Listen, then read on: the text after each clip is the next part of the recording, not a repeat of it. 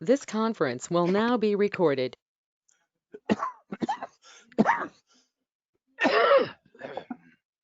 Okay, good morning, everybody. We're just going to wait for just about another minute or so before we get started.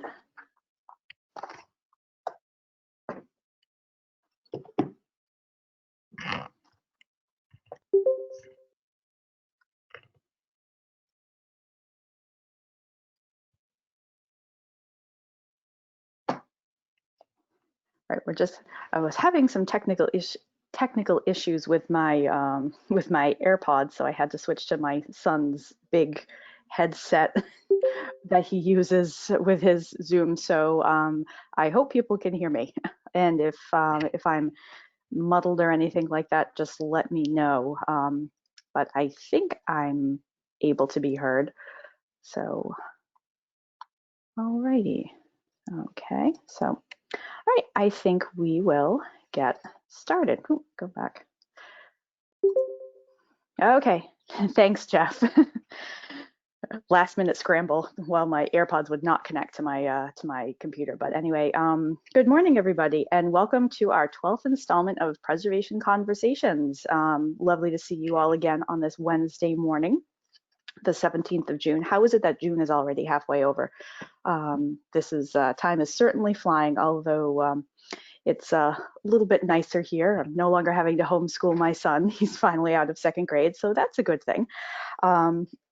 So today's conversation, as you can see, is going to be talking about historic preservation and the Community Preservation Act. We're really excited for this topic.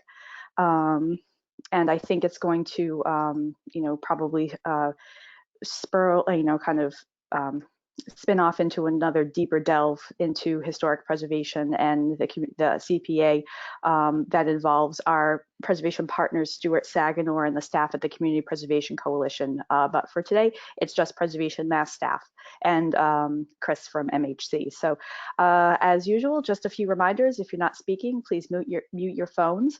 If you have any questions during the course of the conversation, you can send them via the chat feature. We'll take questions at the end of the conversation, and if for some reason we don't get to your question, I will save the chat, and then we will try to get your question answered by emailing you directly, or you can send me an email at the end of the conversation. And as you heard earlier, this is going to be recorded and posted on our website and YouTube channel in the next few hours. So our conversations have just been a way to positively connect, communicate, and share during some rather interesting times. I've been really excited with how many people have been joining and have been participating, and the different topics that we've been going over, and especially last week we were getting some good ideas for future conversations. So it's really grown in a way that I think has been really helping educate and connect people. And so thank you everybody who's participated, watched on YouTube, our weekly participants, PM staff, Chris at MHC, all the guest speakers we've had. So just thankful to everybody. So delving into today's topic, as I said, we're going to be talking about historic preservation and the Community Preservation Act. And so the participants on today are Jim Igo from Preservation Mass, myself, I'm Erin, Stacia Kaplanson and Jeff Gagne are circuit riders who get a lot of CPA questions. I think we also have Nick Moore, our program assistant, on, and we also have Chris Skelly on with us, and Chris has been on with us for 11 weeks in a row. So if you have any questions, even if they don't particularly pertain to CPA, if you just have a regular preservation question, please feel free to ask that also. We're here to answer your questions. And as I said, it's just going to be the Preservation Massachusetts staff presenting on the Community Preservation Act today. But in talking with our the Community Preservation Coalition, we're working with them to get them on a conversation probably sometime later this summer that's a little more in-depth, deeper dive into the Act and some historic preservation projects. So I'm going to actually present to you a little talk that I gave last year at the Massachusetts History Conference about the Community Preservation Act. So The reason that I was able to actually give this presentation for the Mass History Conference is that Preservation Massachusetts actually sits on the steering committee for the Community Preservation Coalition. So the Community Preservation Coalition is a nonprofit that really, that's where the CPA legislation was born out of, and they operate as basically a resource. You know, they help communities pass the CPA. They offer technical assistance, you know, answer questions. They are also very active in advocating for changes to the state CPA legislation. But Preservation Mass sits on the steering committee, and we were one of the founding organizations of this founding organizations for CPA way back in the, I believe it was the late 90s. And I was reminded by a board member yesterday to not forget where CPA came from. CPA was, as I said, the idea of having some sort of if somebody could please mute your phone. I think we're getting some background noise. Thank you very much. So CPA in the mid to late 90s kind of came out of this idea of having some sort of state, you know, state funding for not just historic preservation, but affordable housing and open space conservation as well. And the idea was really touted by a number of people, but one of the big forces behind it was a developer by the name of Bob Keene. He ran Keene Development, and anybody who is in preservation in and around Boston knew Bob Keene. Unfortunately, he passed away in 2006, but Bob was very, very, very active in getting the idea behind CPA off the ground. And actually, Preservation Massachusetts, which was then known as Historic Massachusetts Incorporated, lost our executive director, who left the organization to go be the first executive director of the Community Preservation Coalition. It was a woman named Marcia Millay, and her associate director took over, who was the direct predecessor of Jim Igo. So the roots for CPA are very well entwined with historic preservation. But so you can see the different organizations that are involved here with the Community Preservation Coalition: Trust for Public Land, Mass Audubon, the trustees, CHAPA, Citizens Housing and Planning Association, MAHA, and Preservation Massachusetts. The National Trust for Historic Preservation, when they used to have their regional office here in Boston, they also sat on the steering committee representing historic preservation along with Preservation Massachusetts. And what they've done, but unfortunately the trust no longer has an office in Boston, so they're not on. And also what the CPC has done over the past several years is they've begun incorporating representatives from actual CPA communities to sit on the steering committee to really get that on the ground local input and feedback for the steering committee. And they have a few at-large members as well. But it's a great group. Jim and I were on a call with them last Tuesday, kind of getting a sense for what's going on around the state. And it's always interesting hearing what communities are looking to pass CPA, issues that are kind of bubbling up. But the CPC, and I'll talk a little bit more about it, is a fantastic resource. They are based in Boston usually, but they're all working remotely. So the CPC staff, as I said, they are, the CPC is a really great resource if you have any very technical questions about CPA, if you're interested in passing it in your community, if you're really not sure, if you just have a basic CPA question, they're a fantastic resource, and they have an amazing website, which I'll actually show a little bit later on. So they are a fantastic group, and we're looking forward to having Stuart and Chase on with us later on this summer. So what is the Community Preservation Act? When I gave this presentation, I actually asked people to raise their hands to find out if they were from CPA communities or not. So just a little bit of background, this Community Preservation Act, it is state enabling legislation that was passed in 2000, and it is, and then it is adopted by individual communities at a local election ballot. And the picture in the upper right-hand corner is Governor Cellucci signing the CPA law in 2000, which was a pretty amazing thing. And down below, you'll see some campaigners who were from the town of Seekonk to pass CPA there. And so we know it's the Community Preservation Act, and we know that it's funding. So where does it come from? So the revenue sources are twofold. There is a local surcharge, which can be up to a 3% surcharge on local property tax bills. And the local community decides at what level you want to adopt, and also which exemptions you want to adopt. Getting a little bit into the weeds, there are some exemptions for different communities. The more cities that have come in, into the CPA program, there are different exemptions. So that can be a little bit technical, but if you have questions about that, the CPC is a great resource for that. So you can adopt anywhere from 1% all the way up to 3%, a local surcharge on your property tax bill. So that's the money that is raised at the local level. And there is a state contribution also. It is an annual distribution from the CPA trust, from a statewide CPA trust fund. That trust fund is funded by a portion of a deeds recording fee. And when CPA was first passed in the early 2000s, and not many communities had adopted CPA yet. You remember the real estate boom of the early 2000s, with all of the deed recordings that were happening. The state trust fund for CPA was very large, so communities that had CPA could actually get 100% match to what they raised locally. Now that statewide match is a little bit lower, and as we were discussing on the call last week, because of the pandemic and people not sure where things are, Mass DOR is having a little bit of trouble actually trying to estimate what the statewide match will be this year.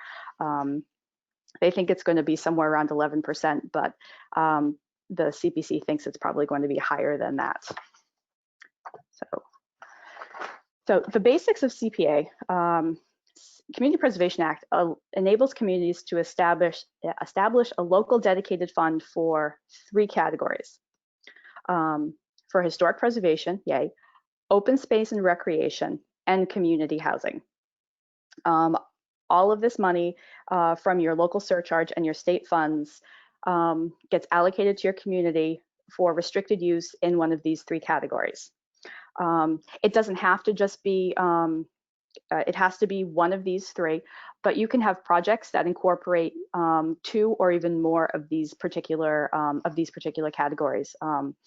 I have one of my favorite examples. It's from the town of Westport, and it was called the Oscar Palmer Farm. And it was a project that was funded with community preservation, with CPA funds that actually hit all 3 categories. It was a historic farmhouse that was restored. It was on, I don't know how many acres of farmland that was protected, but it was then also turned into an affordable rental unit. So the people that actually live in the house are actively farming the land and living in a preserved historic farmstead. So it's a great example of, I kind of like to call it a triple threat, but it's a fantastic example. And also I'll say that when communities receive their CPA allocations, usually I believe they get the checks, or they receive their allocations towards the end of the calendar year. It has to do with state fiscal years and tax cycles. At least 10% of your community allocation has to go to each of these, at least 10% has to go to every single one of these categories. So even if your community does not, does not fund a historic preservation project in a particular year, 10% of your allocation has to be put aside for historic preservation. So you have to use 10% for historic, at least 10% for open space recreation, at least 10% for community housing. That was just done to ensure that communities just don't put all of their CPA money into preserving open space, or all of their money into historic preservation. They want to make sure that all 3 legs of the stool, as we say, were receiving funding. So this map is a little dated. As I said, I gave this presentation last June. The number is now, Stuart said 176. Last year, Lowell actually passed CPA. But this is what the makeup of the CPA communities across the state looks now. Over half of the communities have it. the green represents towns and the orange represents cities. And the majority of the adoptions over the past 5 years have actually been cities. Really technical, Stuart could probably go into it a little bit better than me, but getting CPA passed in a city was took a little bit of I wouldn't say renegotiating the legislation, but just trying to see what could actually be used to match the what could actually be used in lieu of matching a local surcharge on a property tax. So there were other ways cities can actually, other revenue sources cities could draw from to help them get to their to be their local CPA match. And that's been really more attractive to cities. As everybody knows, I believe it was 2 years ago, Boston passed CPA, which was huge. But we really have seen a lot more interest in cities, which has been really great. And we know a lot of these cities are looking at open space and especially the affordable housing component too. I believe we do have Jeff on with us, and Jeff has actually it was when Boston was actually undergoing their campaign to pass CPA. It was really interesting to get the feedback from Jeff as to what people were saying and how things were going in Boston, and also how they've chosen to proceed with their CPA program. So just focusing on historic preservation and CPA, again, this is a little dated, it's through FY 2018. Half of all, so CPA and historic preservation, there've been over 5,100 legislative body appropriations. And that means that there's been, you know, communities have made historic preservation funding, you know, there have been over 5,100 grants of CPA funds to historic preservation projects with CPA. Half of all CPA projects fall into the historic preservation category. There's been $406 million spent and $100 million in leveraged funds, which is really incredible. And when Preservation Massachusetts, when we're meeting with partners from other states or from across the country, one of the things that we really do brag about is the fact that we have this amazing piece of legislation called Community Preservation Act that allows local communities to say, this is important, we are choosing to fund it, and the state supports it with funds as well. So there are some programs that are kind of similar to this, but nothing that's really like CPA. So we really think that we really are very lucky here in Massachusetts to have this amazing opportunity through CPA that helps historic properties, open space, and community housing as well. But so still focusing on historic preservation. One of the questions we get quite a bit, especially at Preservation Massachusetts, is what can we use CPA funds for? So if you look at the slide, under CPA, there is a definition for historic resource, and it's defined as a building, structure, vessel, real property, document, or artifact that is either listed on the State Register of Historic Places or determined by a local historic commission to be significant in the town history, archaeology, architecture, or culture of that city or town. So you have to meet those, that definition, and it has to meet those criteria. And then you can use it on one of these, and then CPA funds can be used for either acquisition, preservation, rehabilitation, and or restoration. You can see here, this is a picture of Gloucester City Hall celebrating its completion after a CPA after rehabilitation with CPA funds. We have seen a lot of town halls that have used CPA for restorations. Sandwich Town Hall, Provincetown, which you'll see on the next slide. I believe Needham. I think Needham is another town hall that has. There are a number of them, and it's a great. They're great centerpieces for Community Preservation Act funds because it is your town hall. And I don't think I mentioned what this picture, I apologize. I haven't had enough coffee yet today. This is a picture of the gay light, the gay head light on Martha's Vineyard that was actually moved back from an eroding cliff. You probably remember this happened, I don't know if it was as many as 10 years ago. It might be, or it might be a little bit more. the moving of the light was actually it was followed by the National Trust. It was a pretty big deal, but CPA funds were used to help move the Gay Headlight back from an eroding cliff and help preserve it. So if you're ever on Martha's Vineyard, go check it out. So this page may look a little bit confusing, but I assure you it's not. The CPC created this handy handout to describe the process to evaluate projects for eligibility for use of CPA funds. I actually do have a PDF of this, and after this conversation, it's going to be posted on our website, so you will be able to download this. So don't worry about trying to screenshot or write everything down. I have this as a PDF, so this will be on our website, and you'll be able to download it and use it. So this handy dandy flow chart, if you're not sure if your project you're thinking about in your community would actually qualify for CPA funds, this is a really good way to just check. So starting up top, is your project appropriating CPA funds for a building, structure, vessel, real property, artifact? Yes. Move on. Is it on the State Register of Historic Places? Yes. Will the funds be used for any one of the allowable sources, any one of the allowable uses, excuse me? Yes. And then you move over to CPA funds may be appropriated for this project. And one of the stipulations for CPA funds being used on a project is that all work must follow the Secretary of the Interior standards for historic rehabilitation. Preservation Massachusetts and the Mass Historical Commission, I remember sitting on some very long meetings when probably around 2006, 2007, they opened up the legislation again, looking at the regulations and some regulations around the act, and they were tweaking some language. And I remember sitting in some meetings with Jim Igo and Chris Michael Steinitz was involved with that. And I know there was a lot of discussion about state register standards for the Secretary of Interior standards, but just refining the language to make it clearer. It's always a little bit dangerous when you open up a piece of legislation, especially regulations, because things can be changed and things can be tossed out. So I think that was back in the, but it was definitely before 2010.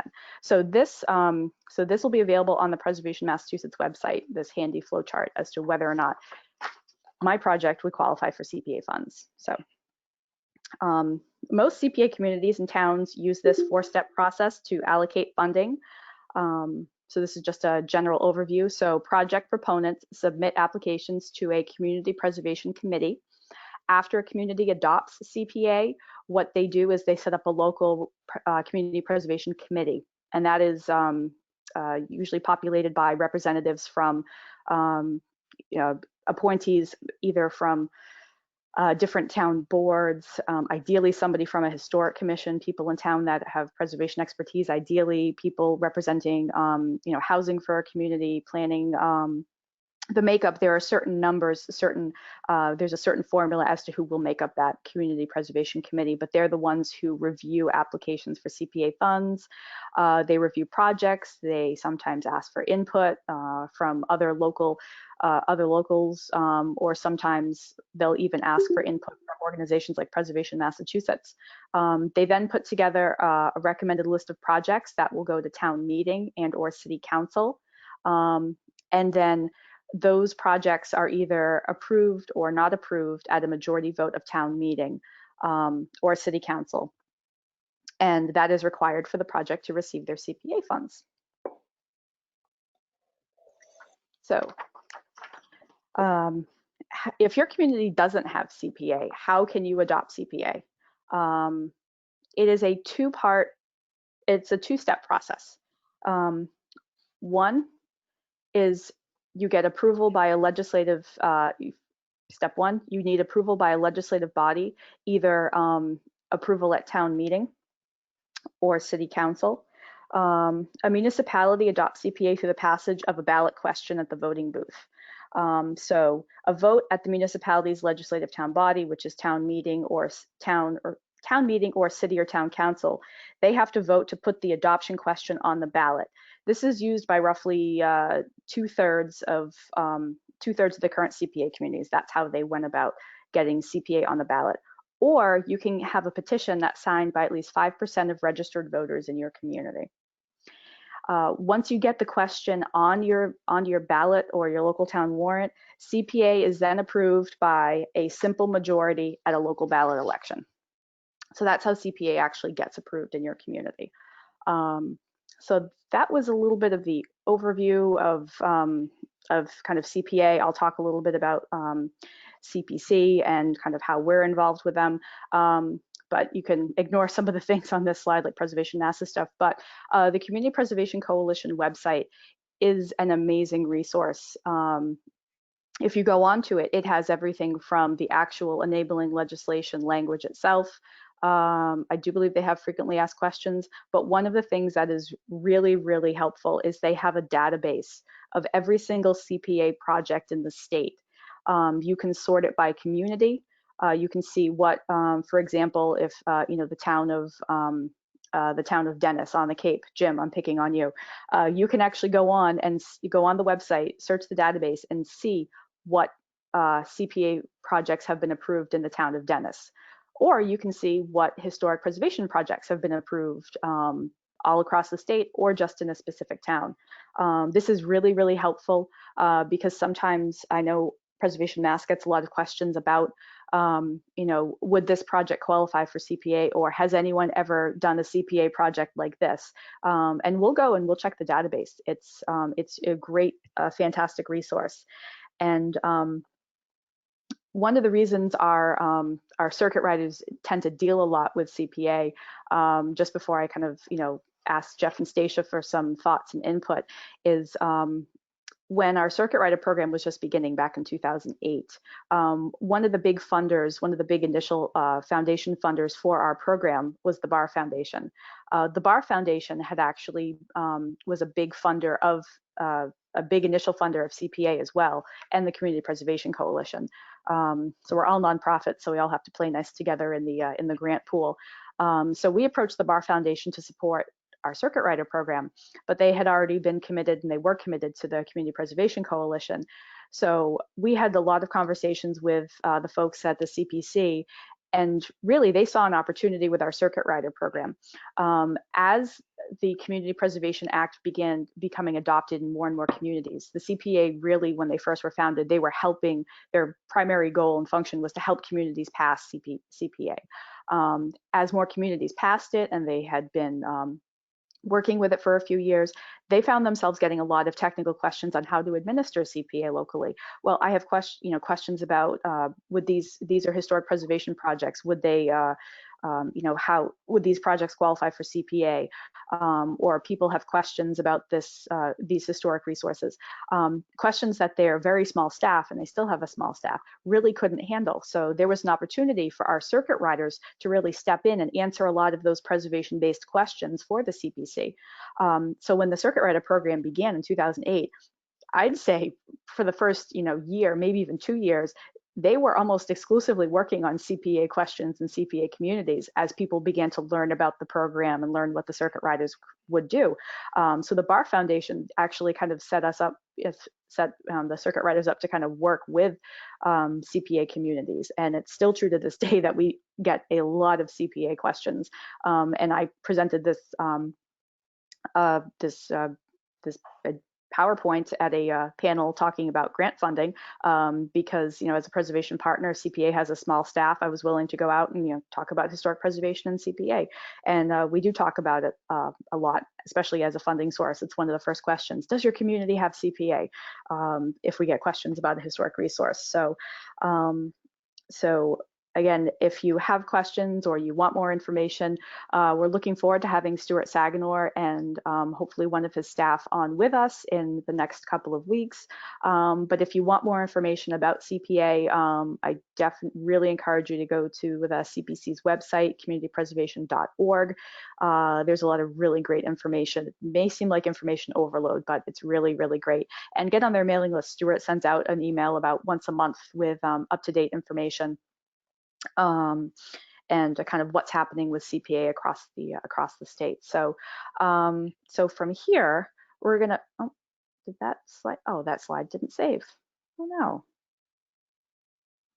I had a slide. Well, I had a slide for our circuit riders, but Jeff and Stacia, as circuit riders and really boots on the ground for Preservation Massachusetts, you guys deal with a lot of CPA questions. So do you have any thoughts or insight or tips for the folks on the call today about historic preservation and CPA? I'll kind of toss it over to you. Hi, this is Jeff. Can you hear me okay, Erin? Yes, I can hear you just fine. Great, good.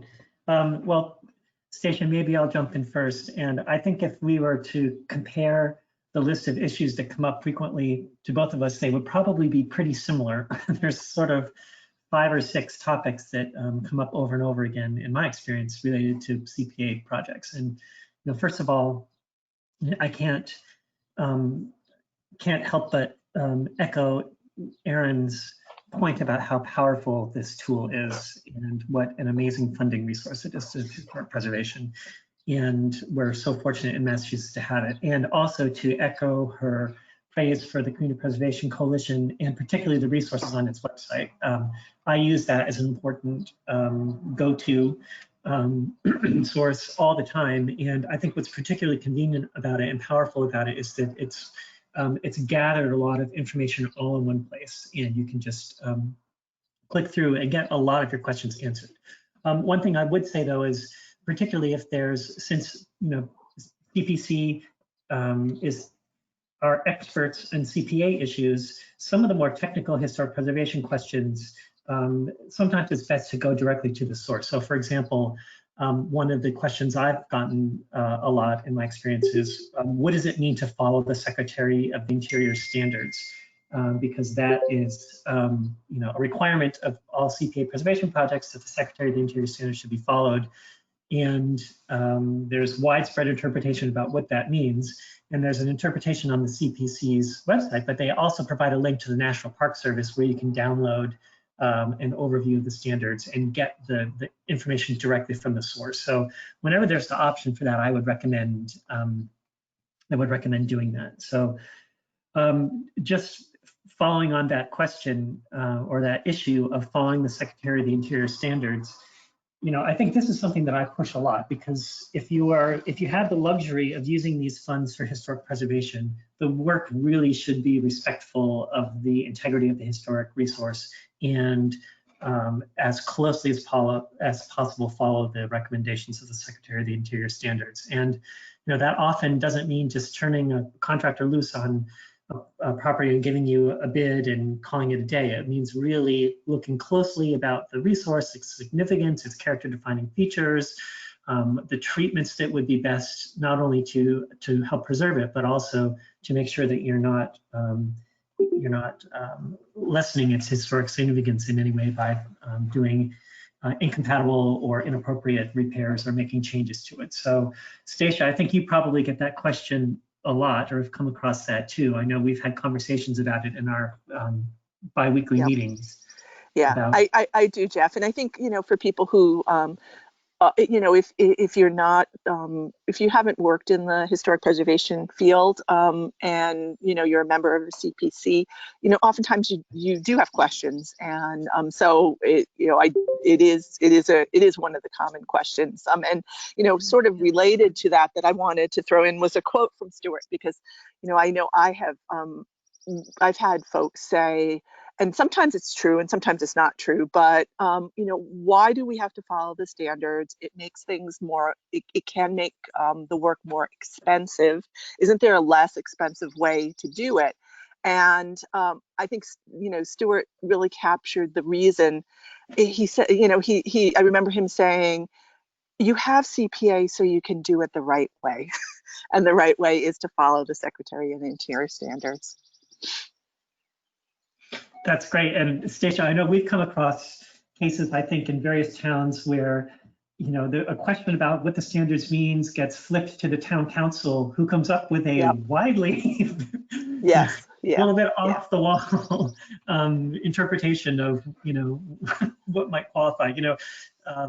tearing down a building except for its chimney and then building a new building around it that sort of looked like the old one but was in a slightly different location and in a different style, that is not preservation.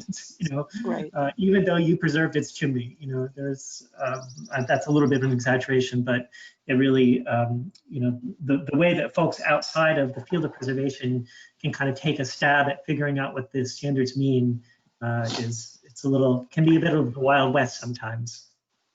And I've found for some communities, if they don't have the professional expertise within their CPC or within their community, one of the ways that communities I know, like West Springfield, they've brought in a preservation consultant to provide advice, and that can be a great way to ensure that the Secretary of the Interior standards are followed, and to have a preservation consultant who can also speak with the architects, speak with the builders, and really help to oversee the project. It can be a real advantage to ensuring that the standards are followed. And on that topic of the use of CPA admin funds, there's a couple of questions and responses in the chat box right now about using CPA funds for inventory and survey work. And while you're disallowed from funding a specific project through a grant that does that, you can use your admin funds for this work, which Diane says. And that's really important. And in helping towns that maybe their surveys are incomplete or old, in helping a town come up with the sort of short list of target properties to use CPA funds on, or a prioritized list of buildings with significant needs, that sort of determining the lay of the land through survey work is a kind of first step that's needed. So I think that yes, to Diane Gilbert's response about using the admin funds for that kind of work, it is important. And I think that given the widely varying status of the survey works among towns across the Commonwealth, towns and cities across the Commonwealth, CPA can be used in this way to get some of that groundwork done prior to giving out grants. I think one of the real benefits, yet also a challenge of having CPA funds within your community, is that decisions are made at a local level, and there is a lot of local control, and that I think is, as I said, is both a strength and as well as it can be a challenge of having CPA adopted by your community. I think one of the other things that I think is really a wonderful part of CPA is that it can be used as a matching. It can be used to match other grant funds and also to leverage funds, and that is a real strength within communities. Is that it is that extra funding source that can help a project move forward. Yeah, Stacia, I think we've talked before about questions about preservation restrictions and confusion around that requirement, and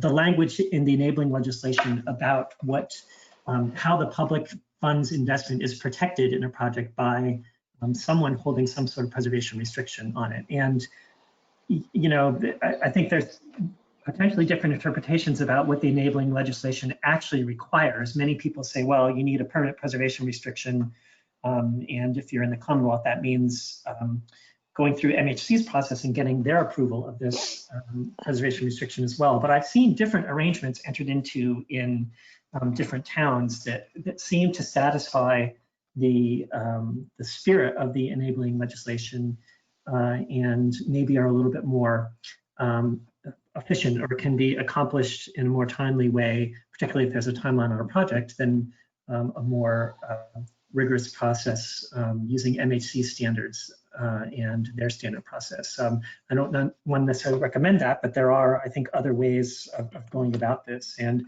particularly when a CPA grant is being used to fund work on a town-owned property, a town can't hold a restriction on a building it already owns. That's the kind of chicken guarding or fox guarding the hen house sort of situation. So, you know, it more often than not, it is partnering with another entity to hold the restriction, if particularly when town-owned buildings are involved using CPA funds. And I think one of the other, you know, and Jeff, yeah, that does become, that is a common question that we will get, is if you are using CPA funds on, you know, a building that's, say, owned by a nonprofit, then certainly a historical commission can be the holder of the restriction and oversee the restriction, but it does become more of a challenge if it is a property that is a municipally owned property, that that there really is a need for someone else to be overseeing and holding the restriction. And talking about preservation restrictions, I think that that's also an area that CPA funds can be used in order to purchase a preservation restriction, and it's not something that a lot of communities have done, but I know that in the town of Weston, that that they have utilized the funds for buildings that the community has decided are historically significant and want to see preserved, as well as in Southborough. When I started at Preservation Massachusetts 6 years ago, it was one of the first. The Burnett Garfield House was one of the first buildings that I got a call on, and things looked really dire, and the building. There were concerns that the building was going to come down that summer, and the community.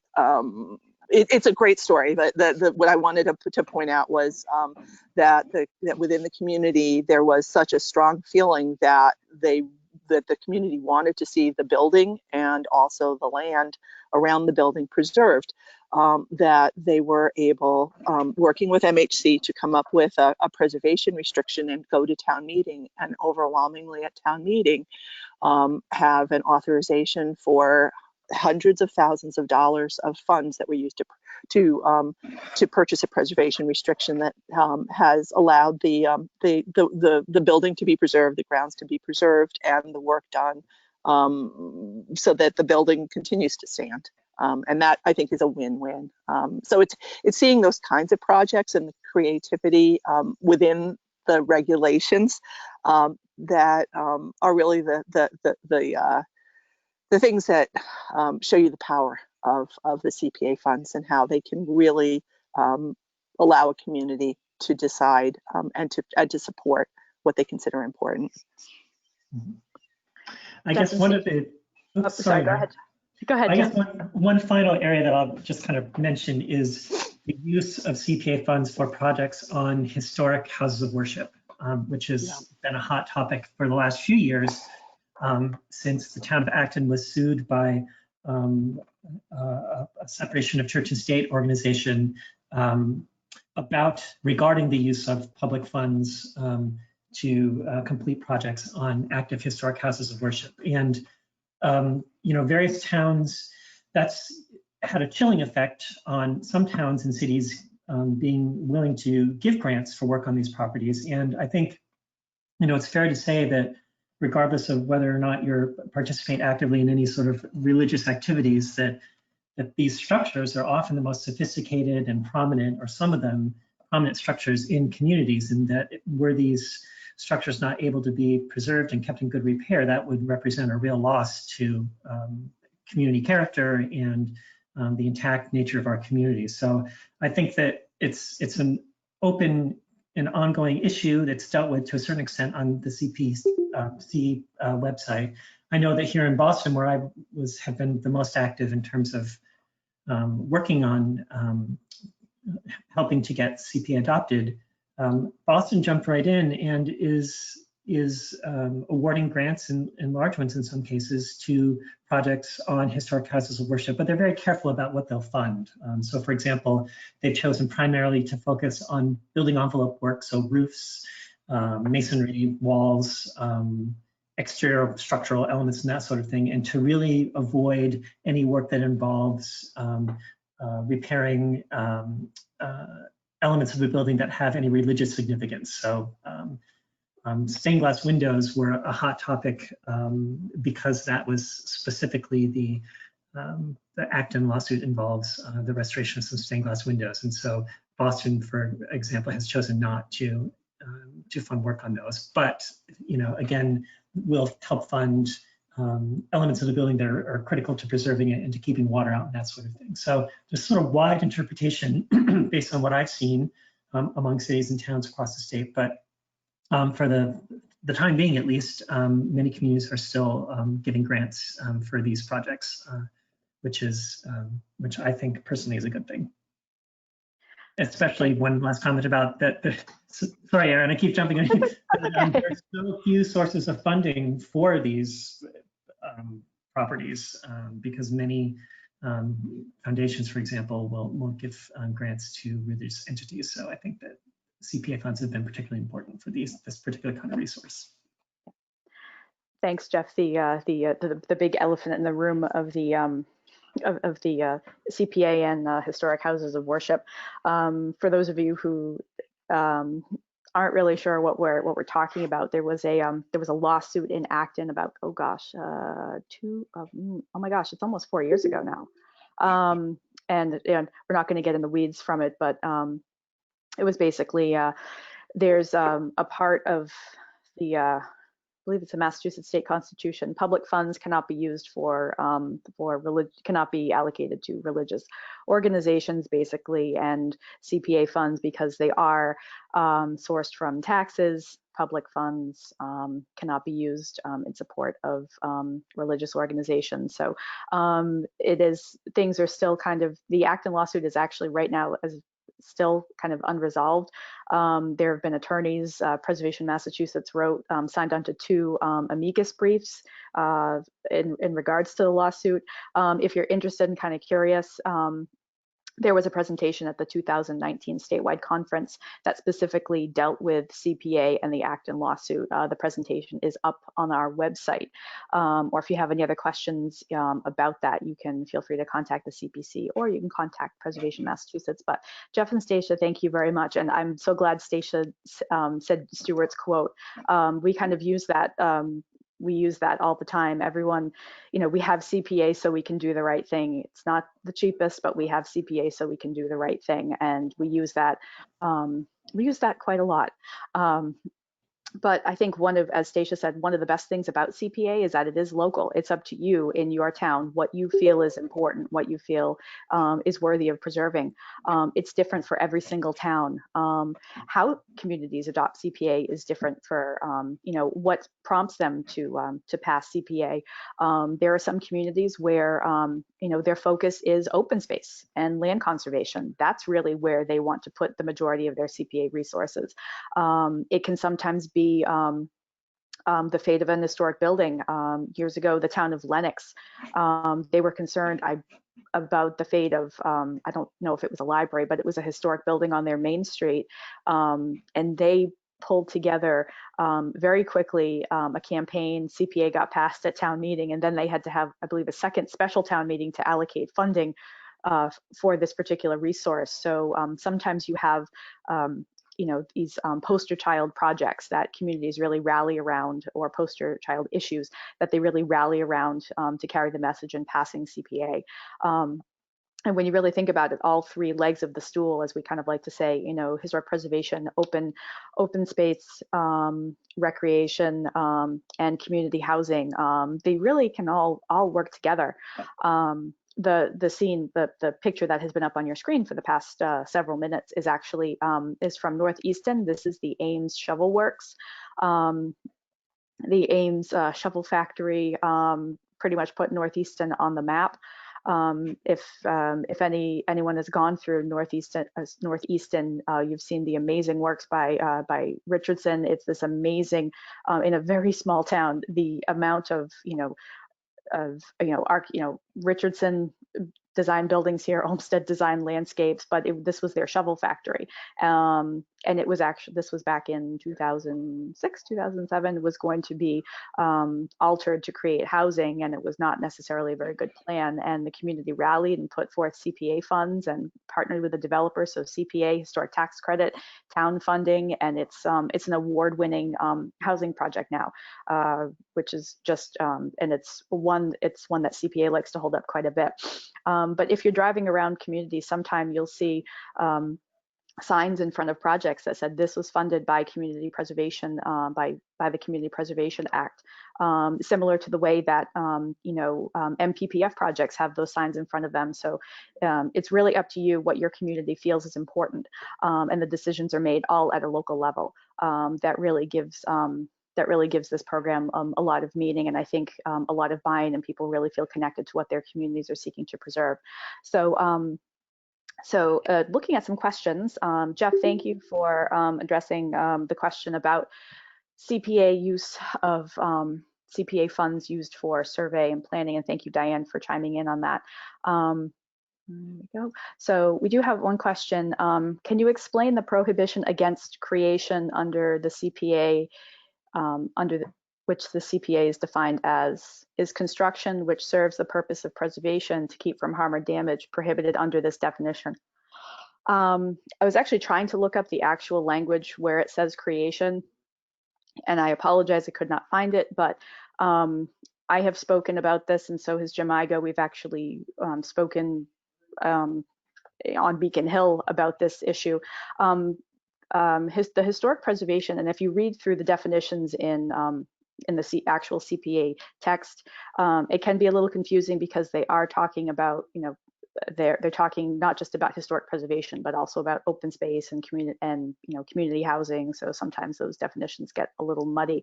But basically, what it means is you cannot use CPA funds to create something that isn't there, that maybe once was there, as at least Jeff, Stacia, Jim, if I'm way off base, please let me know.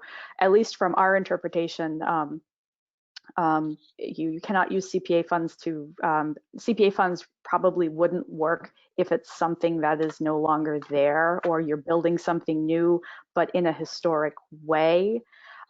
Historic preservation funds are really for work on an active existing resource. That's really what we, that's, I believe, the intent behind CPA was something that was there. If something is being recreated, if it was a carriage house or something that was demolished 50 or 100 years ago, a barn that is no longer there, that really is not, it's not preservation or restoration. That is really reconstruction, and that's a whole nother, that is something that is completely different. So that probably would not qualify. If it's construction, as you're saying, if it's work on an existing historic resource, if you're doing rehabilitation work on an existing historic resource, excuse me, when you're doing work on a historic resource, you have to do, construction. You do have to, the Secretary of Interior standards do outline, replacement versus repair, that sort of thing. So we understand that obviously there is a level of construction necessary when you're doing a rehabilitation of a historic resource. I hope that helped define it, but basically you cannot create something historic using CPA funds. There was an example, Jim and I years ago were up at the State House talking about I believe it was creating a particular sort of sailboat, and it was a historic way of, it was a historic type of sailboat, a historic type of boat, and they were seeking community preservation funds they wanted to basically use CPA funds to create these boats. It was a historic style of boat, a historic way of making these boats, but you're basically creating something new, and that really doesn't fall under what we as preservationists would really say as a use of CPA funds. Right. So, Aaron, I was just, this is Jim, I was just thinking that example. Okay. We had met with the state rep on Beacon Hill, and he continued to argue that that was a good use of historic preservation funds, and I think eventually we did convince them. But the town had supported it, and just didn't really understand the situation. So. Well, yeah, there's and there are communities will support what they want to support, and the CPC has always taken the stance that they will not be the CPA project police. They're not going to say if your project is good, if it's bad, if you can fund it, can't fund it. That's really up to you. It's up to your community, your local CPC. There are guidelines and there are criteria to follow. But I think there are some instances where we're looking at things like precedent setting. What is the correct and intended use of CPA funds? And there have been some instances where Preservation Mass has been involved, or we've been trying to work with communities that we're going to use CPA funds, and we were saying, you really, please don't use CPA funds for that. And they have been used for, it's really up to the local communities. It really is. So, Massachusetts is a very, town, city and town, all about local government and local decisions. And that's really what CPA is based on. Okay, so another question. If the state is no longer matching the town's CPA appropriation, is there a minimum match they guarantee? Yes, there is a state match. For many years, it was 100%, which was fantastic. If you raised $500,000 locally, you would get $500,000 from the state. Sadly, those days are not here anymore. But the state match, it has always been something. The state match for a number of years, especially after the recession in 2008, and for a number of years after, was fairly low. I think the lowest it ever got was somewhere around 18 or 19%. But the CPC, in one of their main roles, has always been, has spent years lobbying to try to bolster the state trust fund for the state match for CPC. And excuse me, and that was successful last year when they were able to get an increase to the deeds recording fees. So that would guarantee additional funding, that communities who have CPA would receive a higher percentage, towards a higher percentage. Unfortunately, with what's happened, and the state match and percentage is actually determined by the Mass Department of Revenue, because it's technically it's tax money, so it all has to flow through DOR. So I think right now they're unsure of where that match is going to be, but there always is something. But what that percentage is, I believe it's not announced until later on in the year, because the state fiscal year closes, I believe, June 30th. So there's it'll probably be coming out what they anticipate the state match is going to be. But you will get the communities get something from the state, and I know that trust fund was bolstered by the increase to the deed recording fees as well. And Erin, just to chime in here for a second, I have heard in some towns that some towns use the decrease in the matching percentage to say, well, it's not worth adopting then, because we're not getting as big a bang for our buck as the early adopting towns and cities did. And I'm always disappointed to hear that, because you're really missing out on an amazing opportunity. And, I think that when you, if you do the analysis and present folks in your town or city, what it actually means to them personally to suddenly have these funds for these three really kind of important quality of life issues, it gets easier to make that argument. I know when the case was being made for the second time in Boston, it was not adopted first time around, but the second time it was. The coalition of organizations working to adopt it said to the average residential Boston taxpayer, that means $24 a year. And to generate $25 million a year, not taking the match into account, but just based on only the local contribution. And that really resonated with people, and it passed with a really healthy percentage the second time around. So, if you can make that financial case, and I know it's hard, in particularly for smaller towns where there's not a big business tax base, and residential taxpayers bear the burden of funding their local activities. But if you're, to the extent that you can, to make put those numbers out and see where it lands, because I think you might be surprised by how many people actually support a quite small increase for a really significant benefit that these funds provide. Great, thanks, Jeff. That's very true. And if anyone on the call is interested in adopting CPA in your community, I mean, this is really where the CPC shines. I mean, I don't know how many. Well, before we all couldn't meet in public, in person. I don't know how many nights of the week Stuart Saganor is literally driving all over the Commonwealth. He lives on the North Shore, and he drives all over the Commonwealth to present about, to do CPA presentations all over the state, and specifically what it would mean for communities, the different ways you can pass it. Again, getting into he can really get into specifics about, what your local surcharge is, and for cities, what other taxes could actually be used to what other taxes could be used to offset, to bolster the local surcharge. But the CPC is an amazing resource. Unfortunately, they're still working remotely, but they're a great resource. And if you don't hear back from them, keep trying. Yeah, they're just a fantastic resource. One more question, I think quickly. Can CPA funds be used on private homes? So this is a little bit of a tricky one. Jeff, Stacia, any thoughts? Again, it's really up to the community, but Stacia, have you heard? I think, it is up to the community, and I think I've seen cases where a town has decided simply not to do that, but there are ways, I think, that it's possible, particularly through creative arrangements and agreements like preservation restrictions.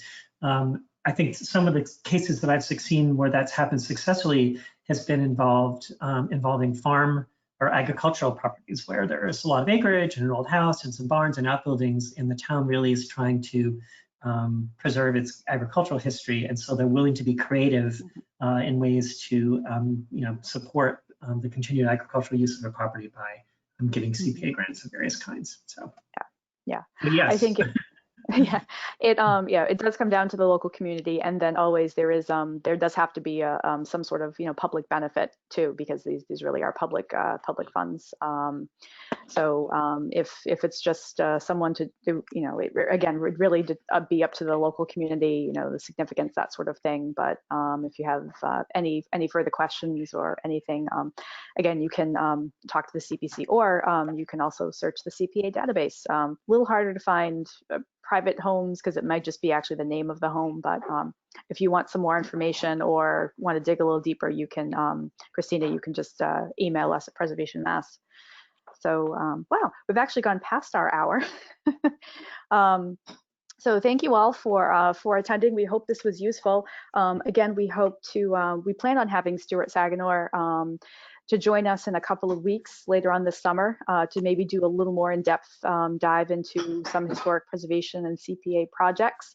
But thank you for attending, and as always, email us thoughts, ideas, suggestions for future presentations or workshops. My email's up here along with Chris from MHC. Oh, the slide went into the wrong place. Sorry. The picture that you're actually looking at on this slide, this is the Oscar Palmer Farm in Westport, which earlier in the conversation I talked about as being a really great triple threat. And Preservation Mass, along with a number of other organizations, were involved in a big day-long charrette on the site to try to figure out a way to preserve this, and eventually was with CPA. So just quickly, upcoming conversations. I'm very excited. Next week, we're going to be talking about historic stone walls with professor and author Robert Thorson. He's the author of Stone by Stone, which I'm about halfway through right now, and it's absolutely fascinating. So he is going to talk about historic stone walls with us next week, so we hope you will be able to join us. And then we're going to shift to a bi-weekly schedule for July and August. Just makes things a little easier during the summer with things slowly opening back up and to accommodate summer schedules. So our next conversation after that will be July 8th. And we are going to be joined by the team at Epsilon Associates to talk about how historic tax credits can be used to help fund historic preservation projects. And we're going to continue to work on our schedule for the rest of the summer. We had a great conversation last week with some good ideas about resources. I think we're going to have a barn one really, really soon. We had a lot of conversation about barns last week. But for now, we actually are conducting a survey for feedback on how conversations have been going and ideas for future conversations. There's a website there where the survey is available at the website you see on your screen, or if you go to our website and go to the Preservation Conversations page, there's a link to the survey right there. And if you have any questions, you can just email me. So thank you all again so much for joining us on another Wednesday. Have a great day, and we look forward to talking to you next week with Professor and author Robert Thorson and Historic Stone Walls. Have a great day, everybody. Thank you very much.